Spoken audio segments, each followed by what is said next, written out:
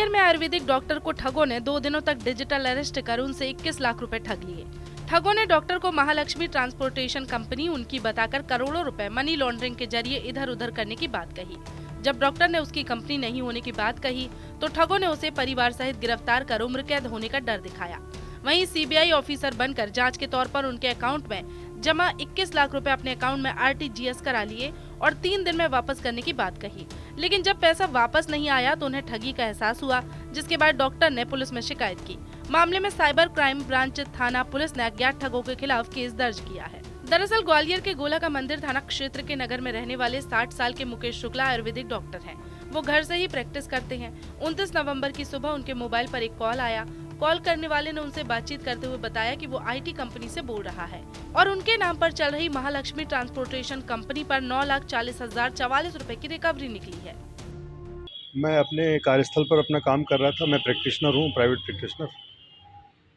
तो 10:30 बजे करीब, 10 सवा 10 बजे करीब मेरे पास एक कॉल आया। ऐसा लगा कि ट्राई से होगा। उसमें ये कहा गया कि आप के ऊपर 9,44,000 समथिंग आपको पे करना है, जो कि आपकी महालक्ष्मी ट्रांसपोर्टेशन एजेंसी कंपनी आपकी चल रही है। उसमें आपने टैक्सेशन की लायबिलिटी इतनी निकल रही है और आपको जमा करना है। अगर ऐसा नहीं करते हैं आप तो आपके अकाउंट से अगले 2 घंटे के अंदर वो पैसा विड्रॉ कर लिया जाएगा। मैंने अपनी अनभिज्ञता जाहिर की इसमें कि ये तो मेरा इससे कोई लेना देना नहीं है।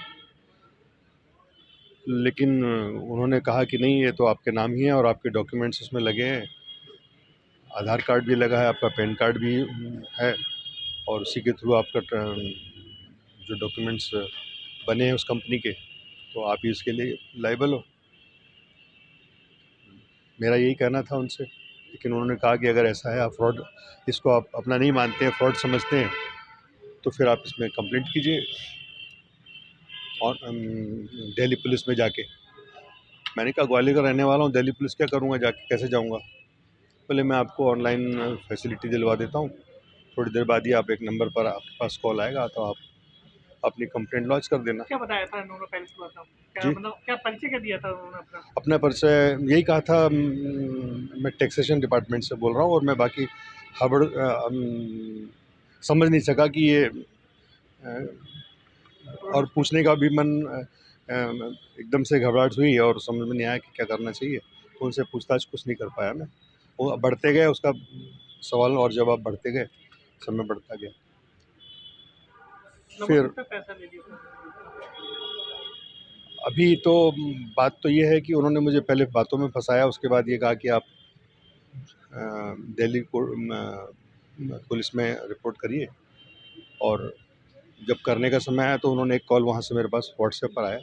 उसमें उन्होंने बताया कि मैं स्पेशल टास्क फोर्स से बोल रहा हूँ मैं, और आपने हमसे कांटेक्ट करने की आवश्यकता आपको कैसे पड़ी, किस लिए पड़ी? तो मैंने कहा कि मुझे इस तरीके थोड़ी देर पहले कॉल आया था। उसमें ये कहा गया कि आप महालक्ष्मी ट्रांसपोर्टेशन कंपनी में टैक्स की लायबिलिटी निकलती है 9 लाख समथिंग रुपए, तो आप उसको करिए, और नहीं है आप उसके लिए लायबल और फ्रॉड समझते हैं तो मैं आपकी हेल्प करता हूँ और आप इसमें जाते हैं, इसलिए मैं आपसे कॉन्टैक्ट में आया। बताइए। बोले आपका पैन, आप कौन है? मैंने अपना नाम बताया। बोले अपना आधार बताइए, कहाँ है आपके पास, पैन कार्ड कहाँ है? मैंने दिखा दिया। दिखाने के बाद वो बोले कि इसमें तो फ्रॉड है, और आपका एक, मुझे वीज़ा कार्ड दिखाया उन्होंने, प्लेटिनम आईसीआईसीआई बैंक का, जिसमें मेरा नाम एम्बोस था नंबर के साथ। बोले ये आपको मालूम होना चाहिए कि मनी लॉन्ड्रिंग में क्या नाम बोलते हैं उसको, अमित चौधरी नाम का व्यक्ति है जो जिसको सीबीआई ने अरेस्ट किया है और करोड़ों रुपए का लेन देन उसने किया है। आपका ये कार्ड उसके घर में से सीज हुआ है, और इसके कार्ड के थ्रू जो भी करोड़ों का लेन देन हुआ, और मनी लॉन्ड्रिंग में आपका नाम है, और आपको जेल जाना पड़ेगा, और अब पूरे परिवार को भी जाना पड़ेगा। आप क्या चाहते हैं? मैंने कहा ये सब कुछ मेरे साथ कैसे हो रहा है, मुझे कुछ समझ में नहीं आ रहा है, और आपके पूरे परिवार का ब्यौरा बताइए। मैंने बताया, जब पूरे परिवार का ब्यौरा और मेरे साथ जो घटना हुई थी उसके बारे में बताया, तो अपना दुख जाहिर करते बोलने लगा कि भई आपको तो सहयोग करना चाहिए, हम आपकी हेल्प करेंगे। और आप अपना इन्वेस्टिगेशन कराइए पीएफआई के थ्रू।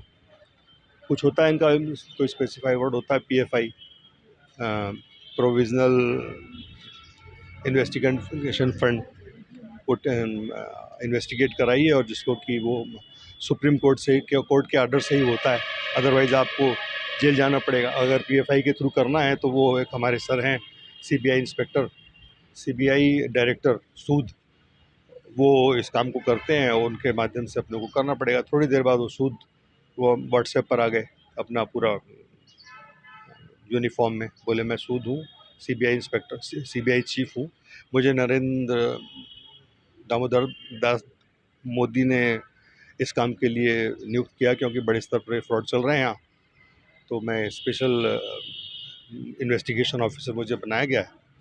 आप क्या चाहते हैं मेरे पास, आप मुझसे क्या चाहते हैं? मैंने कहा कि मुझे ये मालूम चला कि पीएफआई के तहत आपकी इन्वेस्टिगेशन होती है। बोलो ठीक है, मैं कोर्ट में जाके आपके लिए स्पेशल परमिशन लेता हूँ और आपके लिए काम करता हूँ। आप अपना स्पेशल ये जांच कराने के लिए तैयार हैं क्या, या जेल जाना चाहते हैं आप? मैंने कहा भाई जेल में जाने का नहीं है, लेकिन मैंने तो मेहनत की कमाई है, मेरे पास इतना पैसा नहीं है कि, और मैंने गलत तरीके से पैसा अर्न नहीं किया है। तो बोले ठीक है, फिर मैं आपके लिए आपकी मदद करता हूँ, उसके लिए आपको जिस तरह से मैं आपसे कहता जाऊँगा वैसे करके जाना पड़ेगा, अदरवाइज़ आप जेल जाने के लिए तैयार रहिए, आपका पूरा परिवार भी जेल जाएगा।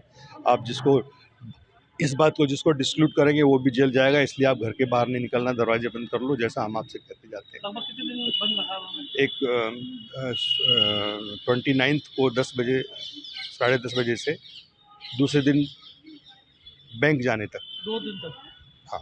कितना रुपए निकाल दिया उन्होंने? करीब क्या हो, 21 लाख रुपया पूरा निकाल दिया? तो आपकी मेहनत की कमाई थी? सर, सारी मेरी मेहनत कमा चली गई। अभी आप शिकायत की इस पे? हाँ, मैंने कल यहाँ एफआईआर लॉन्च की है। तो क्या चाहती हैं आप? अब पैसा मिलना चाहिए। दूसरों को क्या कहना चाहिए? दूसरों को ये कहना चाहते हैं अब कि मैं जिस तरीके से अपने आप को नहीं समझ पाया इन सब चीज़ों को, तो दूसरों को भी अवेयर रहना चाहिए और देखना चाहिए मोबाइल में अगर कोई मैसेज आता है इस तरीके का, तो अननोन नंबर से बात करने से पहले अच्छी तरह से समझ लेना चाहिए नंबर कौन सा है, और गलती से अगर ऐसा हो भी गया है तो उसकी गहराई में जाते हुए पुलिस की और साइबर क्राइम वगैरह की मदद लेना चाहिए। अभी रिसेंटली कल एक एफआईआर पुणे साइबर क्राइम में हुई है, जिसमें कि आयुर्वेदिक डॉक्टर हैं जो कि पढ़े लिखे सम्मानित व्यक्ति हैं, उनको एक कॉल आया और कॉल के माध्यम से उनको एनफोर्समेंट एजेंसीज का भय दिखाया गया कि आपके वारंट हैं और आपकी गिरफ्तारी कर ली जाएगी। उस डर में आने के कारण उन्होंने इस सूचना को घर पे, उनके परिवार के लोग भी थे, पत्नी भी थी, बच्चे भी थे, किसी की जानकारी में नहीं लाया और आरटीजीएस के माध्यम से राशि ट्रांसफ़र की गई। कल इसमें साइबर फ्रॉड की एफआईआर एक साइबर थाने में की गई है।